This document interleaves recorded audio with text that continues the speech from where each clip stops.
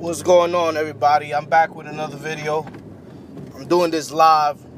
Pardon me if, I don't got no pictures up or nothing, but I wanted to talk about this, man, because I see videos talking about it, and I'm just giving my perspective on pound for pound type of fighters versus skill fighters, because a lot of times we go by skill a lot, you know what I'm saying? Just what somebody could do and what he's done, but also that same individual could be that same individual could be off for like 4 years. Let's just say, I'm just being hypothetical, but they could be off for a long time and not really fighting top level fighters anymore, and they're still considered, top. I think they should have we should have different lists for different type of, fighters, instead of, fighters we like, and they will get the benefit of the doubt regardless of what their actions are or who they fight or everything, So my take is the pound for pound fighter, like a pound for pound fighter for me. First, like, you have to be active. You have to be active. You can't not take a long period of time off and expect to still be there. Now, you could still be a pound for pound fighter, but you're not on the pound for pound list. You understand? I feel like some fighters, they will get on their list. You know what I'm saying? And everybody has a list. We all know that it's subjective. We all know that. So I'm not here to say what I'm saying is facts and is, not subjective, whatever. But when I go for a pound for pound fighter, you have to be active. You have to fight good competition. You know what I'm saying? Fight a string of them. Or you could fight one elite. It depends what weight class you're in, obviously, and who's around that area. Also, if you're a unified champion, somehow, I feel like a lot of fighters, they say they're skilled and they say they're the best in their division, and they haven't fought nobody at all. Like, nobody elite for them to consider that. So how we know this person is skilled if he hasn't beat anybody? You know what I'm saying? He hasn't.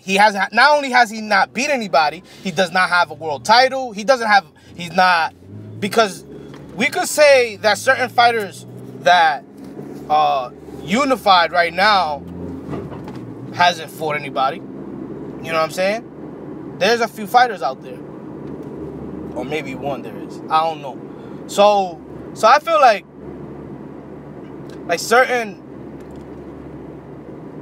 fighters, they don't even have a bell. They don't have nothing. They just go by their eye test, or they're just their name. I don't know, for somehow their name makes them a skilled fighter. Sometimes these fighters hasn't fought anybody and has been taking a long time off and got stripped of their title.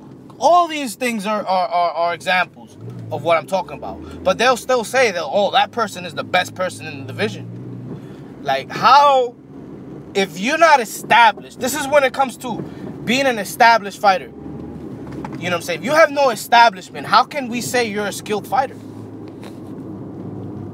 How can we say that? You know what I mean? I don't know how we have these standards. These standards they don't make any sense sometimes. They really don't. Cause I saw a post on Facebook, right? And it was about Demetrius Andrade, and a few people were saying he's the best in that division. How is he the best in that division when he don't have a belt? He's not unified. He has no title defenses. That's another thing I want to talk about.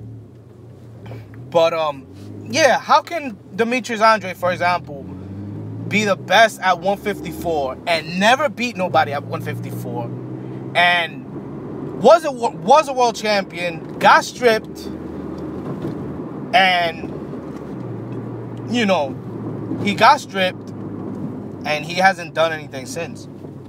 Nothing of significance. So, you know, he hasn't beat nobody elite at 154 pounds. So how is he the best at 154? He hasn't unified. None of these things. Now, I know there's a lot of barriers when it comes to getting these fights made and quote-unquote promotional issues. You know, I'm the type of person that if you have promotional issues, you need to take care of that. And you need to find a way to establish yourself more, you know, and back these people up that are saying that you're the best in the division. Now, also, who else? Gennady Golovkin, right? For example. A lot of people feel like Golovkin never fought anybody, he never beat anybody, and he's a hype job, and all these things. You know what I'm saying? Sometimes, like, you see, the reason why I really don't get on Golovkin is because he has a lot going for himself right now. Now, put it like this, all that's gonna go up. I'm sorry, but Golovkin, I'm gonna be official. This is just my prediction. This is just my opinion on it. He has a fight coming up September 16th versus Canelo.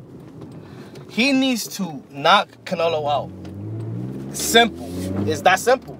He needs to knock him out. I don't think he can knock him out. I do not think he can knock him up. Knock Canelo out. Canelo's faster. He has better head movement, or he has either he has faster head movement or better head movement than Triple G. If Canelo could avoid Triple G's jab, if Canelo could avoid Triple G's jab, he's gonna take his 12 rounds. Now, I'll be very surprised if Gennady Golovkin runs through Canelo like he's, you know, I don't know, like he's nothing. You know? I don't think he could do that. Canelo's going to make it close. And once Canelo keep it close and it's going to go 12 rounds, Canelo will get that decision. I'm sorry, Triple G fans, but that's what's going to be. Unless Triple G drops him a couple times, which is it's likely, I'm not going to lie. He could definitely knock him out and knock him down. He could. But I think Canelo's that good that he'll survive. Put it like that. He'll survive. He'll probably get knocked down once. But even if he gets knocked down once, he's going to get the decision, people. He's going to get it. He's going to get that decision unless he gets, like, beat up like Adrian Broner did to Maidana. That's just my take on it, though. That's just how I see it. I think Canelo survives. I think Canelo got good head movement. If he could avoid his jab, which I could because he got good head movement. If he could avoid Triple G's jab, because Triple G uses his jab to you know, come with the right hand. And once you make him miss your jab, like, you know. But if Triple G established that jab on him and start jabbing him early in the round, like he did to Jacobs, he's gonna beat him. He's gonna knock him out, possibly. But I don't see Golovkin winning this fight. I do see it, but I don't think it's gonna happen. I don't think, you know, anybody can get knocked out, and with Triple G's power, those chances just increase, you know. But yeah, the thing about Triple G is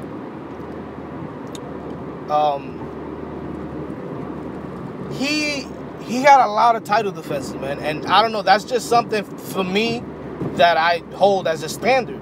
You know what I'm saying? That's a standard I use, and he has a lot of them. You know what I'm saying? Regardless of who you think he fought, those count.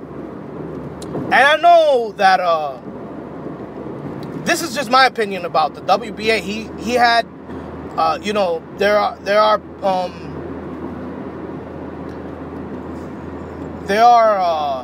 people, a few people that think that, you know, Triple G's first 8 or 10 defenses was when he got a regular title. I think those count if you end up being, you know, the super champion. And that's what ended up happening. So those defenses count. Just wanted to answer that. It's been a while. But, so, you know, that's one thing that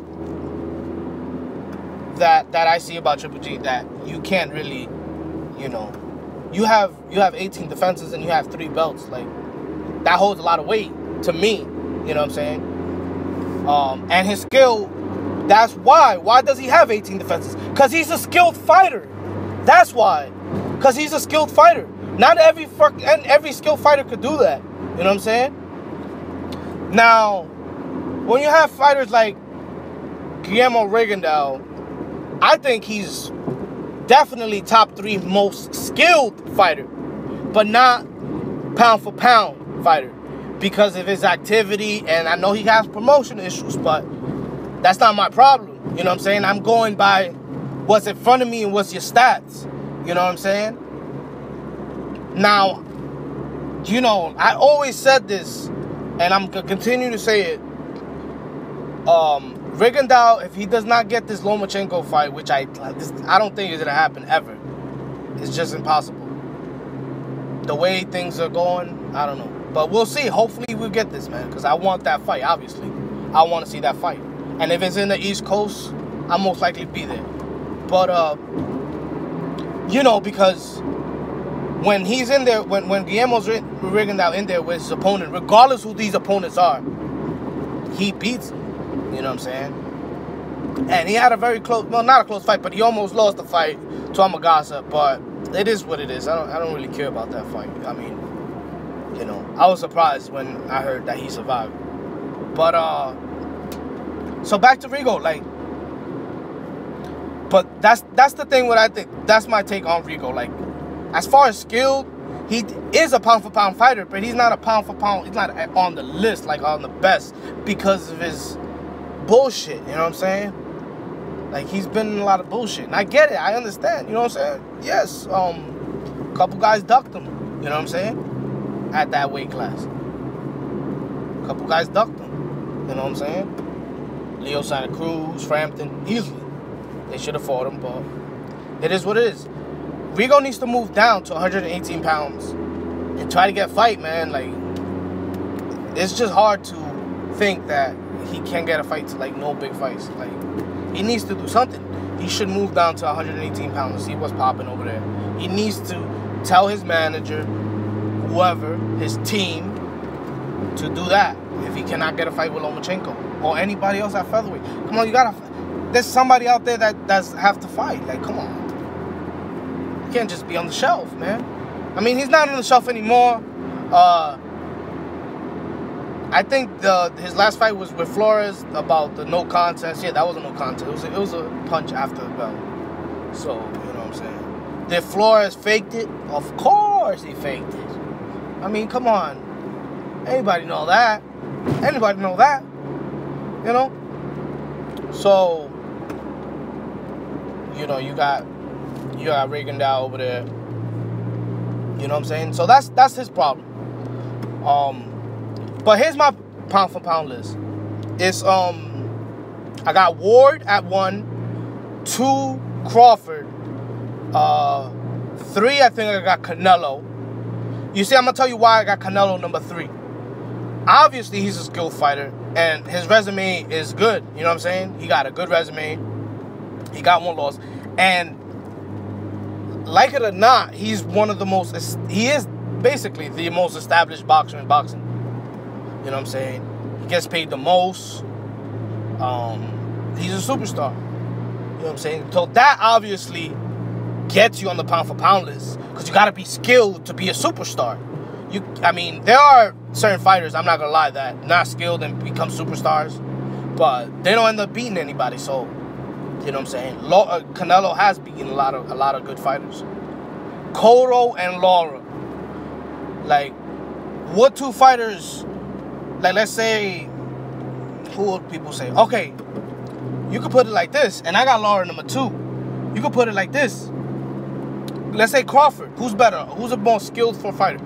A lot of people probably want to say Crawford, but who's a better fighter? Like Canelo, right? Or the Canelo's more established. Like, or who got the better resume? So that's my question to you guys is, what two fighters Crawford beat that are better than Cotto and Lara? Or Cotto and Trout, or any two that Crawford, I can't think of one. So obviously, Canelo got the better resume. I still got Crawford there at number 2 because he's a more skilled fighter and he's going to be undisputed. And that undisputed, hashtag undisputed is what boxing's about. And once you get that, that's the number one merit you will want to achieve. That's the merit right there. So that's why I got this, you know what I'm saying, the title of this, pound for pound versus pure skill equals merit. You have to have merit, you know what I'm saying,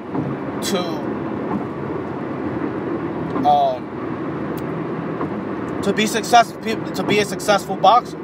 Obviously, if you're a pound for pound fighter, you're a successful boxer, right? You can't be a pound for pound fighter and not be successful, not win, not get belts, multiple belts, 6 belts on the line, Terence Crawford versus Ndongo. That's why I'm going to the fight, because it's for undisputed. It's historic. It hasn't happened in a long time. It's a good fight. You know, either man can win. May the best man win. So once Crawford becomes undisputed, or Ndongo, if Ndongo beats Crawford, he's the number 1 pound for pound fighter. Because he did something that Lomachenko possibly never did. You know what I'm saying?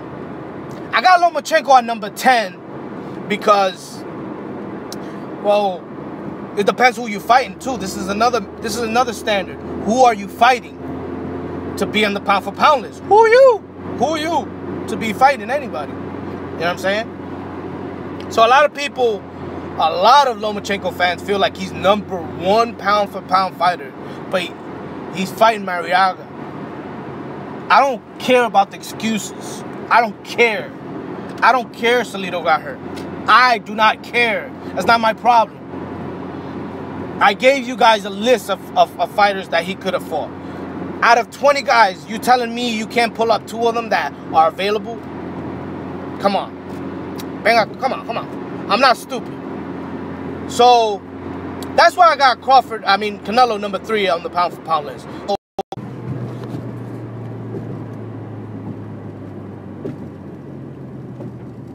Yo, I'm sorry, I'm back, man. I don't know what happened. I guess I lost service or something, but I'm back, man. Nah, I'm good. I don't got. Yeah. So, yeah, like I was saying, man, you gotta be active. I don't even know what I was talking about in the other video, man. I know I was going crazy.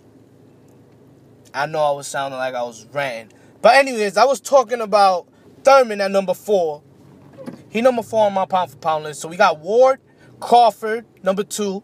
Number 3, I got Canelo. And number 4, I got Thurman. I think, just my opinion, too, you could even go by, this is how I go by it, too. Who you, on your personal list, who you think could beat who, regardless of weight. You know what I'm saying? Regardless of weight, who you think could be who. So I think at 155 or 154, I think, my opinion, just my opinion, I think Canelo could beat Thurman. You know what I'm saying? If Lara could beat Thurman at 154, then Canelo could beat Thurman. You know, at 154. But Lara ain't on my pound for pound list. You know what I'm saying? I'm a fan of Lara, but he's not on my pound for pound list because he been cherry picking. He's a fucking cherry picker. Straight the fuck up. There's no excuses. He's a cherry pick. He end up cherry pick fucking Foreman. Get the fuck out of here. You go to the bottom of the barrel, Lara, for that one, boy. I'm telling you. So, anyways, I got Thurman at number 4. Like I said, Thurman is better than Lomachenko, too. So, y'all can come challenge me. I don't care what Lomachenko done in 9 fights. I don't know what he's going to do in 20 fights. We don't know yet. So, we don't know yet. He could take another 2 L's again. You never know. You fuck around and lose. Nah, let me stop. But anyways, who the fuck I had at number 5? I'm gonna have to skip number 5, man, because I forgot. I know I had it on my list, and if I go out, I'm gonna have to log back in, I think. So I can't even do that. So, number 6, I got Anthony Joshua. I got Anthony Joshua, man, because he beat Klitschko, man. He beat Klitschko. He another unified champion. He beat Klitschko. Klitschko's a better name than most of the guys anybody's fought. Regardless, that's how I see it, though. You know what I'm saying? Klitschko's a fucking high, supreme Hall of Famer. Facts. You know what I'm saying? So Anthony Joshua, that's why I gave and Anthony Joshua's fucking skilled. And also, he's an established fighter. He's successful. He brings money to the fucking sport. He brings money. You know what I'm saying? He's like a Canelo over there in the UK. A heavyweight Canelo in the UK. It is what it is. That gets you up there. So number 7, I got Yamagasa. What's his name, man? 118-pound WBC champion, Yamanaka. I got Yamanaka at number 7. He got 12 title defenses. Problem with him is, this is the thing that I don't understand, and I don't know what's gonna happen with him, because pretty much this guy gonna have to do something, man. You got your 12 defenses, that's cool, man, but you gotta unify, man, to make this thing sweeter, man. You know what I'm saying? Yamanaka, you my dude, but you gotta make this sweeter, man. You gotta do something, or I'm gonna have to bump you down, man. I had you number 7 for like a year. I had you number 7, and you've been staying on the spot. You've been good. You know what I'm saying? But you're gonna have to unify. You know?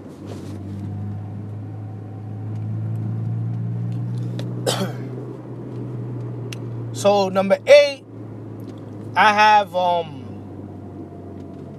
I have at number 8? Number 8, I have Inouye. I have Inouye up there. He got 9 fights. He undefeated, and he got a better resume than Lomachenko. And he's skilled. He's a skilled fighter. You know what I'm saying? Number 9, I forgot, man. So I forgot about number 9 and number 5. For number 10, I got